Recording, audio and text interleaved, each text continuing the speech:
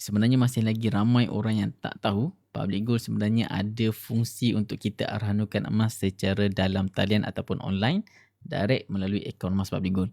Sebab apa orang tak tahu? Sebab bila buka aplikasi public gold dia tak ada butang arhanu dekat sini. So dekat mana butang arhanu ni? Tuan puan kena pergi ke gold accumulation program dekat bawah sikit.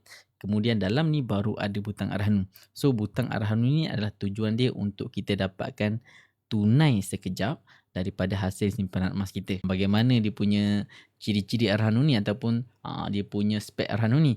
Public Gold offer sebanyak 70% per kadar pinjaman daripada nilai emas kita. Kemudian 1% charge upah dan kadar tempoh untuk kita pajak ataupun arhanukan adalah sekitar 6 ke 8 bulan maksimum. Jadi cukuplah untuk kita orang kata sekadar dapatkan duit sekejap untuk selesaikan masalah kita kemudian tebus balik.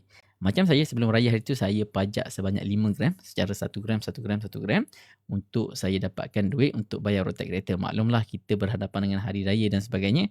Jadi perlukan cash sekejap. So saya pajak secara kecil-kecil macam ni 1 gram, 1 gram untuk mudahkan saya tebus semula kemudian hari. So saya boleh tebus balik 1 gram, 1 gram, 1 gram, 1 gram.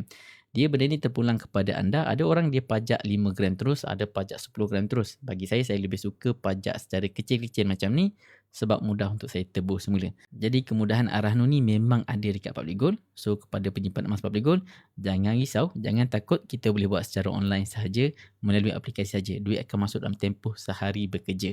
Dalam 1 ke 2 hari saja, tak lama terus masuk. Jadi itu adalah kemudahan yang Public Gold offer kepada anda semua. Jadi senyum-senyum saja, teruskan menyimpan emas dengan Public Gold. InsyaAllah kepada anda yang masih lagi belum ada akaun emas Public Gold, boleh mula menyimpan emas dari sekarang. Boleh klik link di bio saya ataupun rujuk pin video saya. Alright?